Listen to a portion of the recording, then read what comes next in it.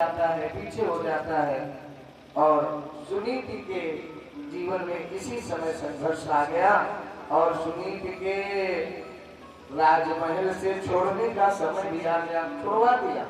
मैं प्रवेश जब करूंगी जब मेरे घर से ये चली जाए। सद्बुद्धि चली गई, दुर्बुद्धि का आक्रमण हमारे शरीर पर हो गया। अब एक दिन की बात है, बहुत दिन व्यतीत हुए, समय काल खंड की बात, दोनों के एक एक पुत्र हो गया।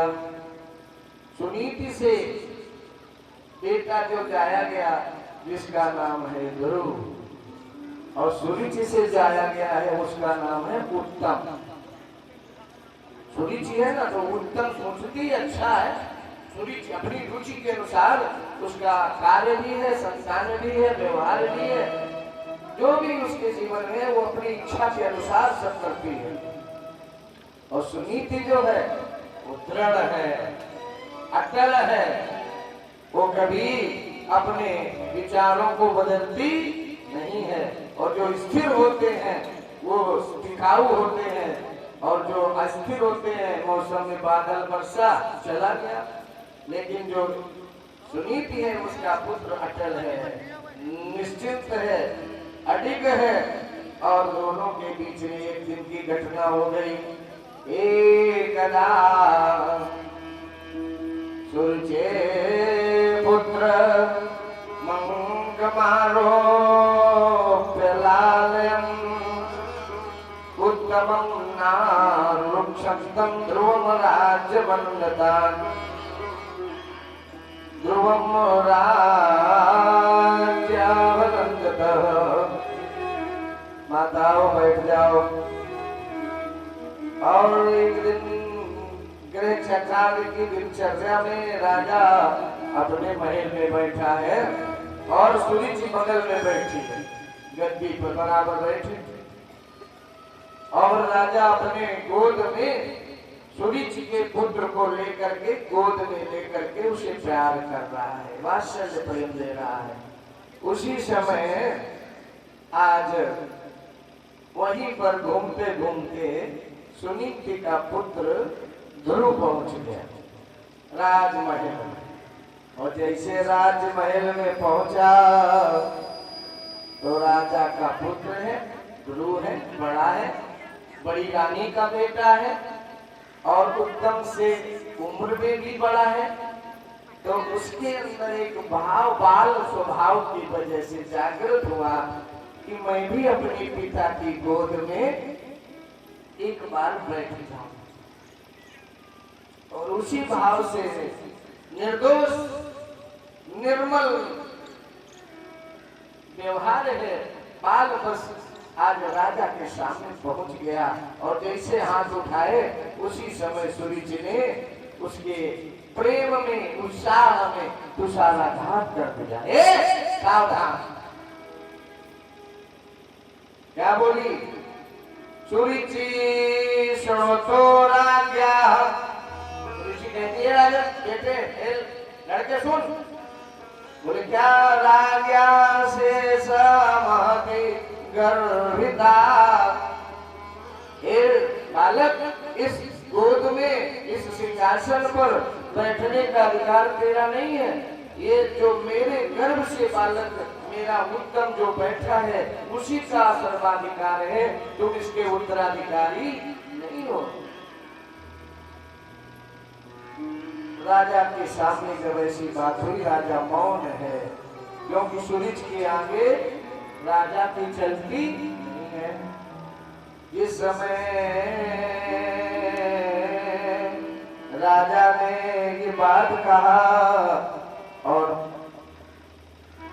सुरुचि बोल रही है, राजा मौन है। राजा की तरफ बालक ध्रुव देखने लगे कि शायद पिताजी इसके स्वभाव और प्रभाव को शांत करके अपना, इसने बड़े पिता का स्थान श्रेष्ठ होता है। तो सोचेगी माँ तो गलती करेगी क्योंकि वो मेरी जननी नहीं है, मेरी जन्म देने वाली माँ नहीं है, तो उसके अंदर प्रेम मेरे प्रति होना कदाचित नहीं संभव है। परंतु ये तो पिता है, पिता का तो इसमें बराबर होता है, इसलिए मुझे ये सावधान करेंगे और मुझे अपने प्यार को बांटेंगे नहीं, हमें भी उसका लाभ मिलेगा। मेरे हक को राजा का धर्म है, किसी के अधिकार और हक को मांगना नहीं चाहिए। इस भाव से राजा की तरफ देखते हैं। और नगरी तो मयावत पुच्छाड़ा पिनपात मजाहा। ए बालक, अगर तुम्हें इस गद्दी पर बैठने का शौक है तो पहले तो मेरे गर्भ से उत्पन्न होगा वही बालक यहाँ बैठेगा। दूसरी बात, अगर तुम्हें शौक है तो एक काम तुम्हें करना पड़ेगा। बोले क्या करना पड़ेगा? तपस्या पुरुषम, अर्थात तुम्हें तपस्या करनी होगी।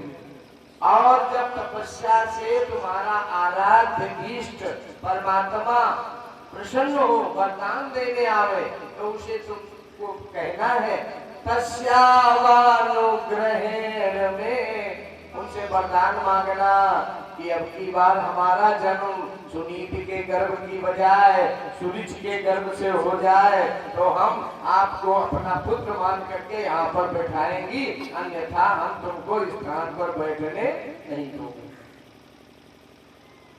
जैसे ये कहा, आज सौतेली माता के वचन आज वज्रवत लग रहे हैं, पिता मौन है।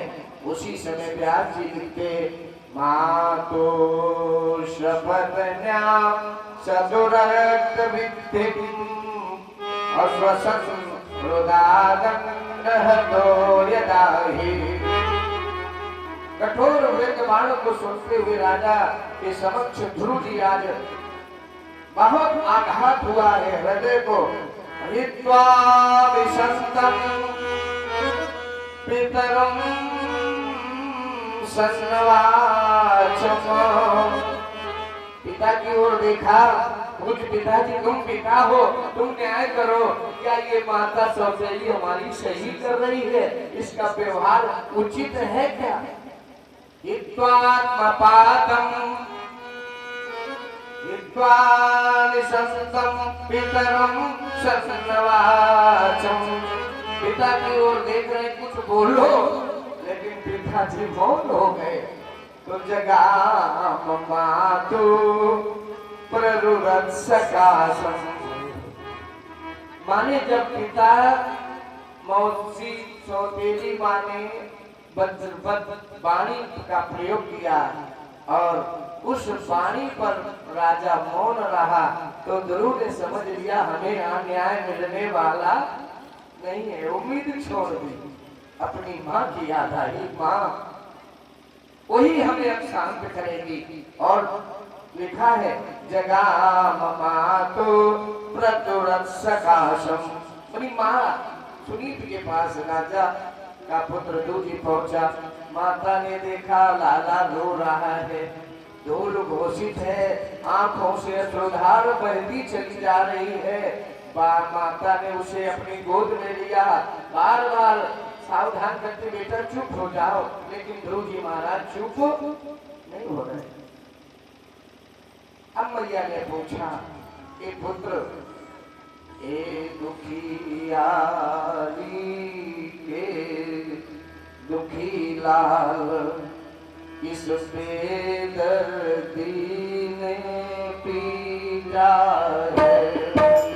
दुखियारी के दुखी लाल, इस बेदर्दी से पीटा है। ओ भगवती पुत्री के छैया, किसकी आँखों में खटका है। ओ भगवती पुत्री के छैया, किसकी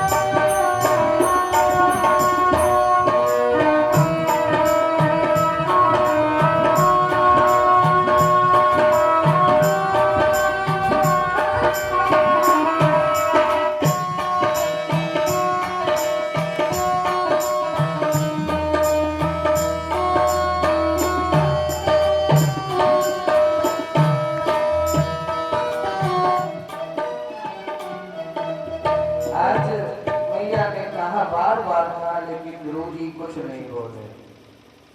फिर नहीं बोले, बहुत बार जब सावधान किया, माँ ने कसम दे दी, बेटा तुमको माँ की सौगंध है, बताओ बात क्या है। अब गुरु जी ने अपनी माँ सुनीति का हाथ पकड़ा और अपनी सिर पर रखा। माँ, आज तुमको मेरी सौगंध है, तुम बताओ मेरे जन्म देने वाले पिता कौन है। माँ ने कहा, कैसा प्रश्न करते हो, ये प्रश्न तुम्हारे लिए उचित नहीं है। क्या तुमको मेरे सतीत्व पर, मेरे धर्म पर, मेरे स्नेह में, प्रेम में कोई कमी रह गई है जो इस तरह के अनर्गल प्रश्नों को कर रहे हो। बोले नहीं माँ, मैं जो कर रहा हूँ वो अनर्गल नहीं है, वो सत्य है। अगर तुम सही नहीं बताओगे तो आज के बाद हम आपको अपना मुंह नहीं दिखाऊंगा। सुनीति ने कहा, ए बेटा ध्रुव, तुम्हारे पिता राजा उत्तानपाद है। बोले नहीं, ये झूठ है, मेरे वो पिता कदापि नहीं हो सकते। अगर वो मेरे पिता होते तो जिस तरह से राज्यसभा में मेरा अपमान किया गया, कोई पिता इस तरह के अपमान को देख नहीं सकता। वो मेरे पिता नहीं है। मैया ने कहा, नहीं, मुझे तुम्हारी सौगंध है, जन्म देने वाले तुम्हारे पिता उत्तानपाद है। बात क्या हुआ क्या है, पूरा घटनाक्रम बताया कि मेरी सौतेली माँ सुनीति ने मुझसे कहा है कि इस गद्दी पर मेरा बेटा बैठेगा, तुम्हारा कोई अधिकार नहीं है, और अगर तुम्हें बैठना है तो तपस्या करो, भगवान से वरदान मांगो और हमारे गर्भ से जन्म पाओ तो तुम गद्दी पे बैठोगे। जिस समय ये सुनीति को पता चला तो आज सुनीति कहती है, हे पुत्र, तुम्हें इसमें दुखी होने की कोई जरूरत नहीं है। बोले क्यों? बोले देखो, हम अच्छे लोग हैं, अच्छी सोच वाले हैं, अच्छे विचार वाले हैं, हम बुराई में अच्छाई को देखते हैं। ऐसे भी कुछ लोग होते हैं कि बुरा अच्छाई में बुराई निकालना उनका स्वभाव, और कुछ जो महान संत पुरुष महापुरुष होते हैं वो बुराई में भी अच्छाई देखते हैं। सुनीति ने कहा, सुनीति है ना, तो उसने पूरे प्रभाव को, उसके दुख को दूर करते हुए अपने पुत्र को सावधान धैर्य दिया। कहने लगी, बेटा बेटा बेटा, ये ही सच है। कहेगा कोई ऐसा? तुम्हारी जो माता मौसी माता ने, सौतेली माँ सुनीति ने कहा है, वो सत्य बोल रही है। आप बताओ, कोई कहेगा किसी बच्चे का अपमान हो और माँ के पास आओ तो माँ तो लाठी लेके दौड़ पड़ेगी राजा के पास, ए तुम्हारा, मैं तेरा बेटा पहले बैठेगा, बड़ा बड़ी मैं हूँ, इसका कोई राइट नहीं है, मेरा बेटा बैठेगा। झगड़ा होता भी नहीं। सुनीति ने कोई भी बात नहीं किया और अपने बेटे को धैर्य दिया। बेटा बेटा, ये ही सच है। बोले क्या? हम दोनों बड़े अभागे, हम दोनों बड़े अभागे हैं। बेटा बेटा, यही सच है। बेटा बेटा, यही सच है। हम दोनों बड़े अभागे हैं। बेटा बेटा, यही सच है। हम दोनों बड़े अभागे हैं। लाला प्रभु के नौवे अनुरागी है। छोड़ने तने पाकर के लाला प्रभु के नौवे अनुरागी है। छोड़ने तने पाकर के लाला प्रभु के नौवे अनुरागी है। छोड़ने तने पाकर के लाला प्रभु के नौवे अनुरागी है। जो डरे तने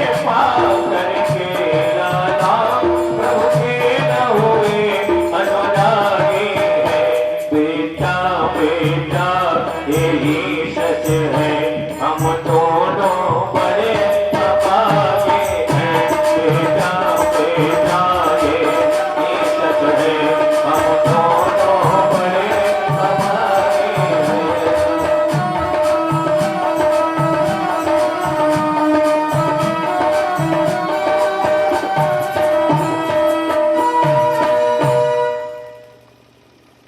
यही सत्य है। तुम्हारी माँ ने जो कहा बिल्कुल अच्छा सा सत्य है। क्यों सत्य है?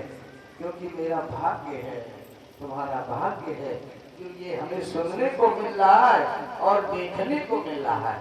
ये मेरे भाग्य का दोष है, किसी व्यक्ति का दोष नहीं है, उसकी वाणी का दोष नहीं है। ये मेरे समय का चक्र है जो इस शब्दों को, इस अपमान को हमें दिखा रहा है, सुनवा रहा है। अच्छा, दूसरी बात माताओं, एक बात हमको बाप को बताएं कि सत्य बात को यहाँ पर तो ये सुनीति ने कहा है, उसी संबंध में कुछ और बातें आई हैं। बोले क्या आई हैं? बोले दुनिया में भैया, राजू भैया, दुनिया में बहुत संसार में लोग हैं, उनमें अच्छे भी हैं, संत भी हैं, महात्मा भी है, विद्वान भी है, डॉक्टर भी है, इंजीनियर भी है, बड़े बड़े लोग हैं। और आपके घर से ही कई लोग कर्नल, ब्रिगेडियर और कितने लोग हैं। सबके पास सब कुछ अच्छा से अच्छा है, लेकिन कुछ और भी ऐसे लोग हैं जो इस गांव में नहीं है। कौन से लोग नहीं है भैया? सब लोग हैं, अच्छे हैं, बड़े बड़े पदों पर देश सेवा के लिए, राष्ट्र सेवा के लिए आज अपने जीवन में अनेक प्रकार के शौर्य को, कर्तव्य को दिखाते हुए अपने नाम को अमर कर दिया है। स्वर्णिम अक्षरों में, इतिहास के पन्नों में उनका नाम अमर है। ऐसे भी हमारे इस गांव नगर के बहुत से लोग हैं, हम सबके नाम नहीं जानते, है ना। एक ब्रिगेडियर साहब तो पीछे बैठे राजू भैया के बगल में, कहाँ गए, है ना। आगे देखो आ रहे हैं कि किसी जमाने में इनका भी रुतबा रहा, आवाज भी कम नहीं है किसी मामले में, लेकिन इनके होते हुए भी कहीं कहीं ऐसे लोग हैं जिनके विषय में सुनीति बताती है, बेटा तुम्हारी माँ ने जो कहा है वो सत्य कहती है। बोले दुनिया में बहुत लोग ऐसे भी हैं जिनको मूर्ख कहा गया। मूर्ख इस गांव में कोई नहीं है, कोई नहीं है। अब मूर्ख होते कैसे हैं? उनके हाथ कैसे होते, पैर कैसे होते हैं, शरीर कैसा होता है, पंडित होते हैं कि ठाकुर होते हैं, ये भी नहीं कुछ। वो कुछ कोई भी हो सकते हैं, पंडित भी मूर्ख हो सकते हैं, क्षत्रिय भी हो सकते हैं, वैश्य भी हो सकते हैं, किसी भी जाति के लोग हो सकते हैं, स्त्री भी हो सकती है और पुरुष भी हो सकते हैं। उसमें कोई ऐसा नियम नहीं है कि मूर्ख खाली स्त्री होती है ना, पुरुष भी होते, महामूढ़ भी होते। तो उनकी पहचान क्या है भैया? तो विश्राम सागर में रघुनाथ दास जी ने लिखा कि मूर्खों के प्रकार कितने हैं। जैसे 4 प्रकार रोज बता रहे हैं, तो मूर्खों के भी कई प्रकार हैं। उनकी क्या पहचान है, कैसे पहचाना जाए? तो सुनीति बताती है कि बेटा जो दुनिया में मूर्ख है उनमें 1, 2, 3, 4, 5 मेरिट में टॉप 10 में मूर्खों को बताया गया। पहले प्रकार के मूर्ख किनको भैया? मूर्ख मार्ग चलत मागावे, रास्ता जा रहे हैं और कान में लीड लगी, मोटरसाइकिल चला रहे हैं, वो मूर्ख है। पहचान है, पूजपाठ ने लिखा। पहले मूर्ख जो मार्ग चलत में खेत में ट्रैक्टर जोत रहे हैं और गाना भैया बजा रहे हैं, ये मूर्खों की पहचान है। गाने का, खाने का, सोने का, हर एक का समय निश्चित है और समय पर ही सब काम अच्छे भी लगते हैं। तो मूर्खों में पहले बात बताई गई, मूर्ख मार्ग में चलते हुए जो गाना गावे वो मूर्ख होते हैं, नंबर 1। नंबर 2, मूर्ख निज मर्यादा त्यागे। मर्यादा का, जिसको बड़े छोटे का अदब करने का ज्ञान न हो, वो मूर्ख है। जो बड़े बड़े भाई के सामने क्या बोलना है, कैसे बोलना है, शिष्टाचार नहीं है, वो मूर्ख है। भले वो बड़े पद पर हो, बड़े धनवान हो, लेकिन वो मूर्ख ही कोटि में गिने जाते हैं। और तीसरे मूर्ख, पहले मार्ग में गाना गाए, बड़ों का शिष्टाचार न करे। दूसरे तीसरे मूर्ख कौन? मूर्ख बालक मुँह लगावे। वो पिता मूर्ख है जो बच्चे को मुंह लगाते हैं। 5 वर्ष तक बालक होता है, और जैसा पेड़ा बड़ा हो जाए उसको दायित्व दो, उसको अपने ऊपर जिम्मेदारी का एहसास कराओ ताकि उसका भविष्य बन सके। अब उसको उंगली पकड़े रहो, बेटा साइकिल न चलाना, बाहर नहीं निकलना घर से, पता नहीं क्या हो जाए, तो समझ लो बेटे का भविष्य खत्म कर दिया। ऐसे भी पिता है, उनको मूर्ख बताया गया। मूर्ख बालक मुँह लगावे। और चौथे मूर्ख नारी शीश बिछावे। जो अपनी पत्नी को सिर पे बिठावे, अपना कैची ढोवे, और वो अपनी फैशन में मस्त घूमे, मार्केटिंग करे, तो वो मूर्ख है। जो घर में खावे, चौकीदारी करे और पत्नी या व्यवहार करे, तो वो मूर्ख है। जो पिता, पुरुष का काम है बाहर का देखना, समाज देखना। जिनकी स्त्रियां मर्यादा लक्ष्मण रेखा के बाहर जाकर के अपने व्यवहार को, अपने स्वभाव को दिखावे, तो उनके पति मूर्ख होते हैं। क्योंकि मर्यादा अपनी देहरी के अंदर है, सुरक्षित। बाहर जाएगी तो उसकी सुरक्षा का कोई जिम्मेदारी कोई नहीं ले सकता। इसलिए उन पतियों को मूर्ख बताया गया जो स्त्रियों को अधिक छूट दे देते हैं। यहाँ कोई देते नहीं, यहाँ सब पर यहाँ हमारे, है ना?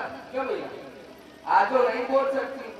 अरे भैया एक डांट में पूरा गांव थर्राता है, भैया लोग चढ़ा कर भाभी क्या करना है ना? तो ये लोग सब अच्छे हैं। तो ऐसे कई मूर्ख हैं। इसके बाद जो अंतिम बात हम बताएं, सब बताऊंगे तो बहुत समय लगेगा। इन सबसे मूर्खों में तो इनका उद्धार है, कल्याण है, उनका अच्छा जीवन कटेगा, भगवान के दर्शन मिल जाएंगे। अगर अच्छा काम आप लोग भागवत के आगे तो भगवान की कृपा जरूर मिलेगी। लेकिन इन सबसे बड़े मूर्ख वो हैं जो इस ज्ञान गंगा में अभी तक नहीं आए। ये सत्संग ज्ञान गंगा जो सप्ताह भागवत का आपके इस नगर ग्राम में पवित्र कथा का आयोजन चल रहा है, जहाँ समस्त तीर्थ वास कर रहे हैं, समस्त देवता वाहित है, समस्त पितृ लोग बैठे हैं, और उसके बाद भी जो लोग यहाँ भाग नहीं ले पा रहे हैं, उनसे बढ़कर के कोई मूर्ख नहीं है। अपने बच्चों की बात हम नहीं कर रहे, जो गांव में रह रहे हैं उनकी बात। कैसे कहा?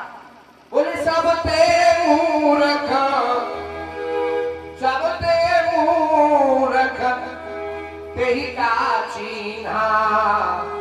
अरे नर्तन पाय भजन नहीं कीना, नर्तन पाय भजन नहीं कीना, नर्तन पाय भजन नहीं कीना, नर्तन पाय भजन नहीं कीना। सबसे मूर्ख तेही का चीना, सबसे मूर्ख तेही का चीना।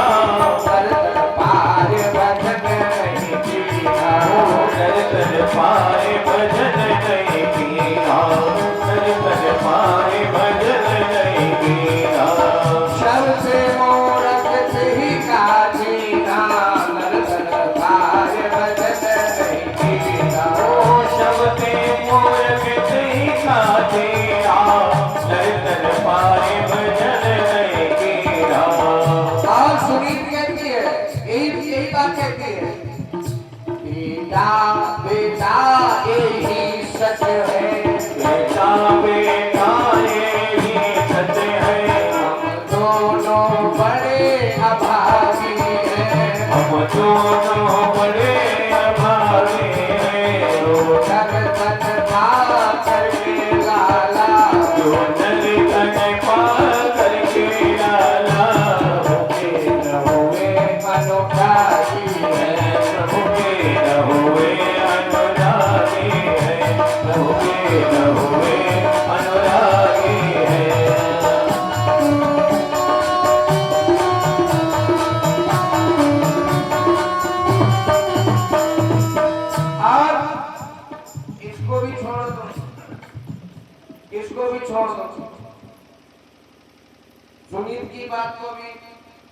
छोड़ दो। शंकर जी की तो बात मानोगे, शंकर जी से तो कोई नहीं बड़ा देव था, और ये बगल में बैठे, इन पर सब लोग जल चढ़ाते, बेलपत्र चढ़ाते, पूजा करते। और पहले कम हो गया था, प्रदीप मिश्रा जी ने जागृत कर दिया सोते हुए संसार सनातन को, संसार को उन्होंने जगाया है और कुछ नहीं। क्योंकि हम लोग पहले भी पूजा करते थे, सभी संत महात्मा बाबा पर बाबा मंदिर बनवा गए, तो पूजा नहीं होती तो मंदिर कैसे बने? हर गांव में बने थे, लेकिन हम उस परंपरा को भूल गए थे, विस्मृत हो गए थे। जैसे हनुमान जी बहुत बलवान है, वायुपुत्र है, पवन तनय है, शंकर स्वयं है, एकादश रुद्र है, परंतु समुद्र के पास जब गए तो ऋषियों के श्राप की वजह से वो भूल गए थे। ऐसे हमारे ऊपर भी कोनो श्राप लगो, चाहे पितरन को लगो हो, चाहे वास्तु दोष श्राप लगा हो, चाहे कोई श्राप देव दोष लगा हो, काल सर्प दोष हो, मित्र दोष हो, आदि आदि कई दोष है जीवन के, उन दोषों में कोई दोष लगा तो हम भूल गए, तो बाबा जी हमारे आदरणीय मिश्रा जी ने जगा दिया बस। लेकिन भोले बाबा क्या कहते हैं, इन्हीं शब्दों को उन्होंने सर्टिफाइड किया, प्रमाणित किया। बोले क्या कहा? उमा कहो मैं अनुभव अपना, उमा कहो मैं अनुभव अपना, उमा कहो मैं अनुभव अपना,